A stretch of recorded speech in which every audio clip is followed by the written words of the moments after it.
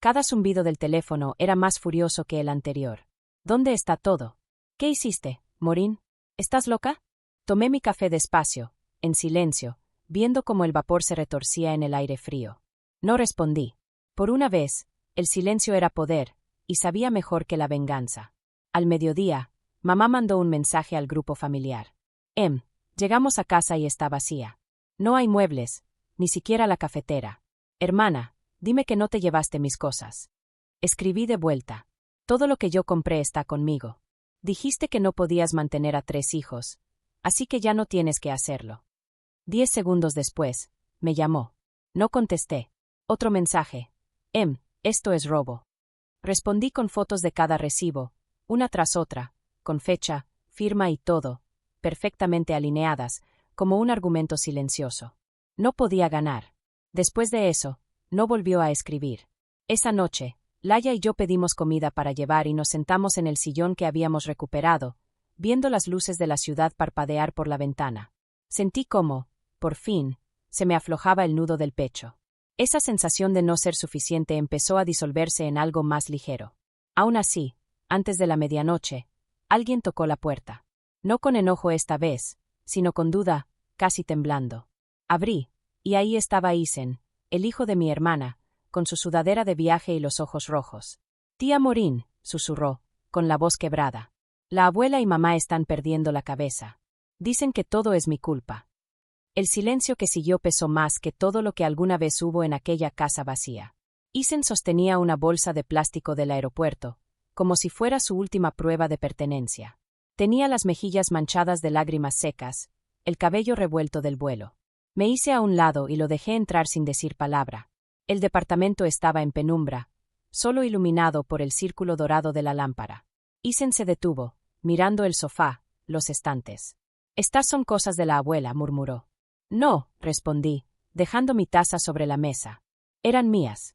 Solo las traje a casa». Tragó saliva, la culpa cruzándole el rostro. «Dijeron que perdiste la cabeza, que estás tratando de hacerles daño». Sonreí, cansada pero tranquila. Entonces, por fin están sintiendo lo que yo sentí por años. Isen se sentó, los hombros pequeños bajo el peso de un caos adulto que no merecía. «Están peleando feo, tía Maureen». La abuela aventó un plato. «Mamá llora y dice que la avergonzaste».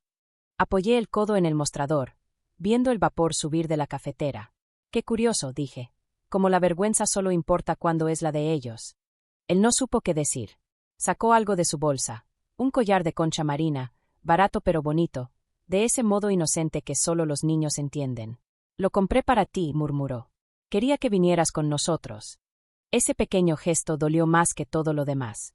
Me arrodillé junto a él, con los ojos ardiendo. «No hiciste nada malo, Isen. Nada de esto es tu culpa. A veces los adultos confunden la culpa con el amor». Él levantó la vista. «¿Puedo quedarme aquí un rato? No soporto los gritos». Se me encogió el corazón, pero asentí. «Puedes quedarte esta noche. Mañana tendrás que avisarles que estás bien. ¿De acuerdo?» Se acurrucó en el sofá y se quedó dormido en minutos. Me quedé ahí, viéndolo respirar. Ese niño inocente, atrapado en los restos del orgullo de su madre y la manipulación de mi mamá. Afuera, la farola titilaba. La ciudad murmuraba abajo, los autos pasando como pensamientos fugaces. Entonces entendí que la venganza no era ruidosa. No necesitaba gritos ni caos. Era silenciosa, paciente. Deja que los demás se exhiban solos, y ya estaban empezando a hacerlo. Por la mañana, mi teléfono era una tormenta de llamadas perdidas. 20 de mamá, 12 de mi hermana, 3 de números desconocidos, probablemente su esposo o alguna amiga de mamá reclutada como apoyo moral. Isen seguía dormido en el sofá, enredado en mi cobija, con su pequeña mano sobre el collar de concha. Preparé café en silencio, dejando que el aroma llenara el departamento. La luz del sol se filtraba entre las persianas, rozando el borde de mi taza con un brillo dorado. Por un segundo, casi sentí paz. Y entonces empezó el golpeteo. «Maureen, abre esta puerta ahora mismo». La voz de mamá, aguda, cortante, la de siempre. No me moví. Isen me miró, confundido. «¿Es la abuela?» «Sí», respondí en voz baja. «Pero no tienes que contestar». Los golpes se hicieron más fuertes.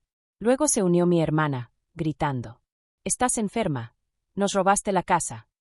Fui hasta la puerta y la abrí solo lo suficiente para ver sus caras. Mamá tenía el labial corrido, el cabello deshecho. Mi hermana, el rímel bajándole por las mejillas como pintura. No tenías derecho, escupió mamá.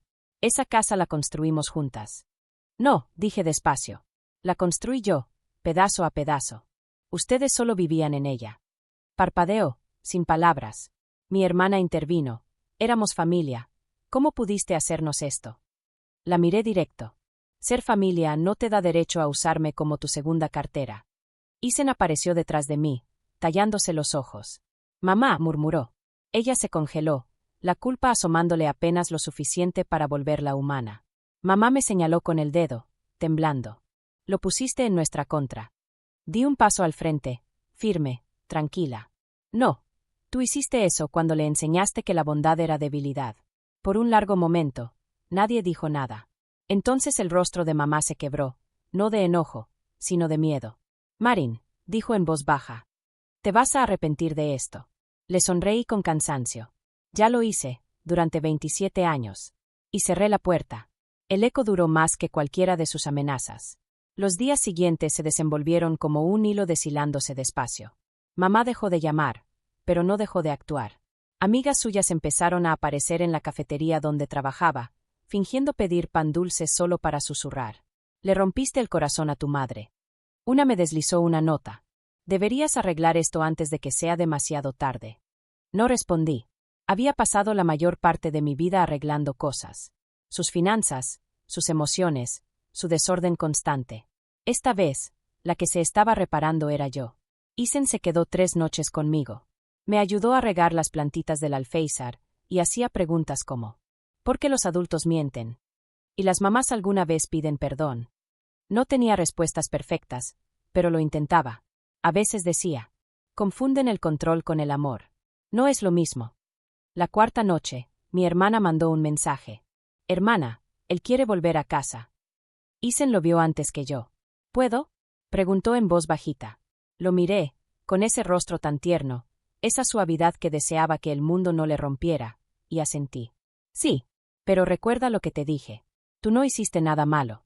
Puedes querer a personas que te lastiman, pero no tienes que quedarte cerca para dejar que sigan haciéndolo.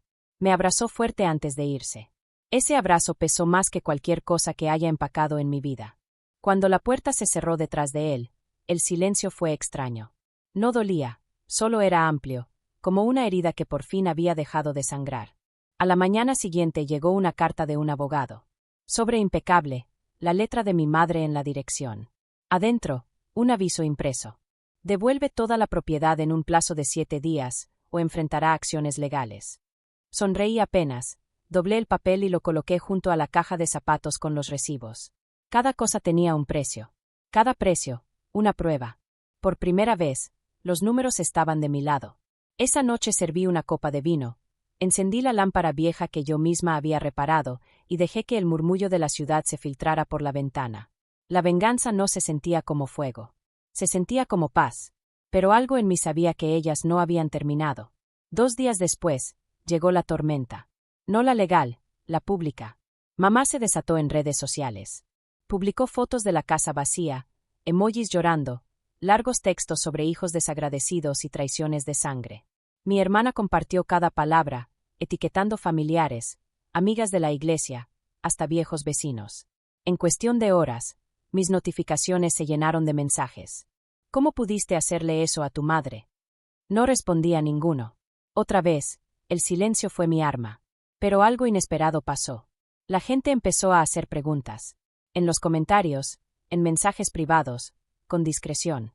Oye, ¿no fue Marin quien pagó esa casa? No la ayudaba con las cuentas.